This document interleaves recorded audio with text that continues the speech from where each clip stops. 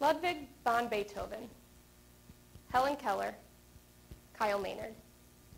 What do these three have in common? You might say they all overcame some sort of disability and achieved something great. And that's true. You might also say that they each had some sort of tool that helped them to overcome their adversity. And that's true also. Beethoven had his ear horn. Helen Keller made her communication breakthrough at the water pump. And Kyle Maynard had specially designed weights that helped him train as a wrestler and an MMA fighter. But they had something even more important than that.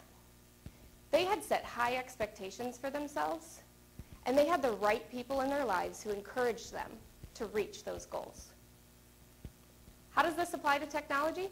Thought you'd never ask. See, technology is a tool, and tools are really important to help us reach our goals. But it's also only a means to an end. And in our classrooms, that end, that goal, is learning and creating and changing our perspective and becoming valuable members of society. Technology is really important. Our students need technology to be able to keep up in the 21st century. But what they need even more are trained, caring, passionate professionals who are going to give them the right tools to succeed, who are going to set high expectations for them and then encourage them along the way. Now, one of the most endearing examples that I've ever seen of this actually occurred while I was student teaching. I had a student named Brandon, I'll call him Brandon, and he had selective mutism, which means that he was capable of speaking, but he had chosen not to due to something tragic that had occurred years prior. So in his science class, they were required to give group presentations. And as a special education teacher, my job was to provide accommodations for that project.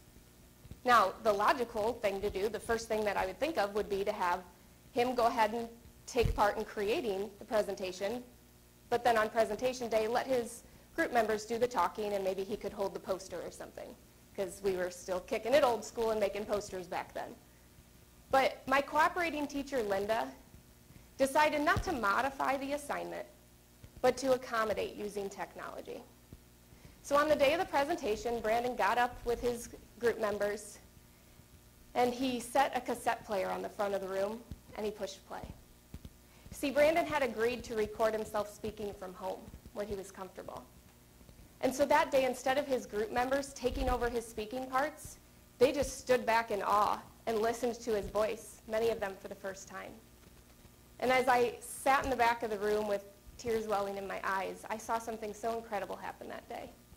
I saw Brandon standing at the front of the room just exuding a sense of ownership and confidence. And that wouldn't have been possible if it wasn't for a teacher who took the time to build a relationship with Brandon and expect so much more from him. And then she found the right tools to help him reach that goal. And this wasn't necessarily the latest, greatest technology. I mean, this was 2007. Cassette players weren't exactly flying off the shelves on Black Friday that year. So it doesn't always have to be the latest, greatest thing. But here's another example that does involve some more up-to-date technology. I recently spoke with a few special education teachers in my district, Jen and Jody. They both teach level 3 special education in self-contained classrooms for students with intellectual disabilities. Now, this is a population of students that I think are often very underestimated. It wasn't that long ago that students with severe disabilities were sent to an institution and cast off from society. So we've come a long way that now we have all students in our classrooms. But Jen and Jody have found a way to not only make them included in the classroom, but they use this program called News to You, which makes the general education curriculum accessible for students with special needs. Now at the high school, Jen, our level 3 special education teacher, uses this for the students to report the news to one another. So every day, her students will get up in front of each other, as you can see this student doing, and they report what day, what month it is. They report what the weather's like. And according to Jen, it is so neat to watch those kids shine because they take ownership and they are in charge of that part of their school day. And she said if you walk into her classroom, it looks just like any general education classroom. And she said it makes her so proud to see her students interacting in that way. And I was fortunate to see this in action at our junior high recently. Jody, our level 3 self-contained special education teacher, also uses News to You.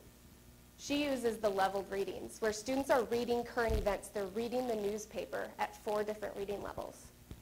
And when I stepped into Jody's classroom, I happened to watch them doing an article on state leaders and the government.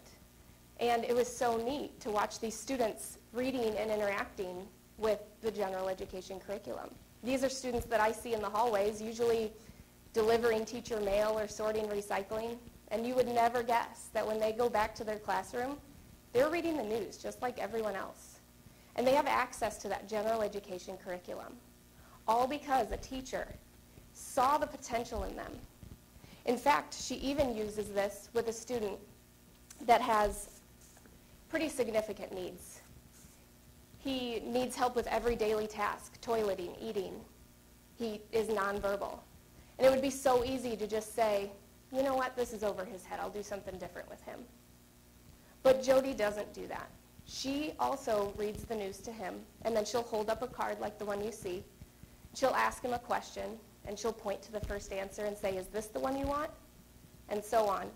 And this student has a button on his wheelchair that they're teaching him how to use, that he can push the button when she gets to the answer that he wants. And it's so incredible to me that that teacher is seeing that he's capable of so much more. And then she's finding the right tools to help her students get there, and she's encouraging them along the way.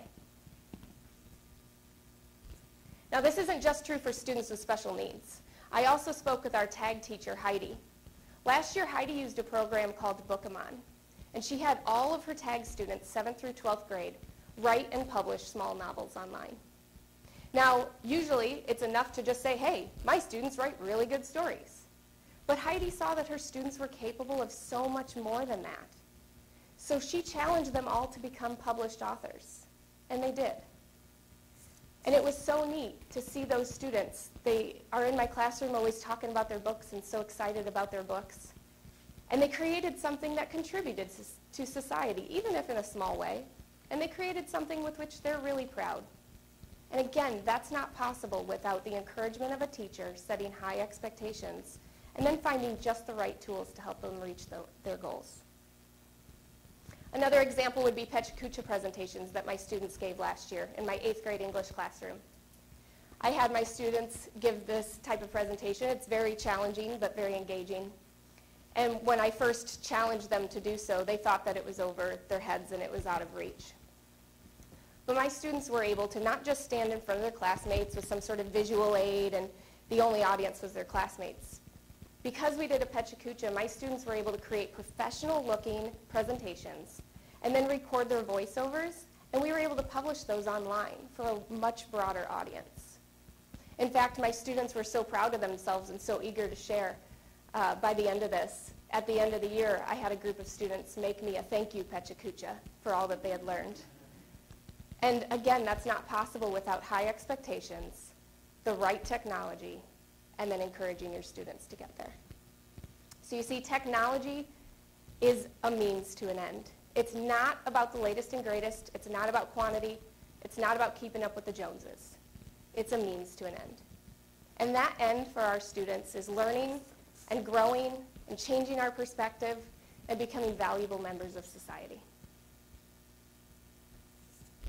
Beethoven, Helen Keller, Kyle Maynard. All 3 of them had high expectations for themselves. They were fortunate to have the right tools and the right people in their lives to get them there. So the next time you assume your students can't do something, are you going to change the goal, or are you going to change the means by which you get them there? When your students are adults, when they're leaders and creators, when they're inspiring others, who will they credit for their success? Will they credit that iPad that they were handed as a high school freshman? Or will they credit the teacher who handed them that iPad and told them to create something new and meaningful with it? And will that teacher be you? Thank you.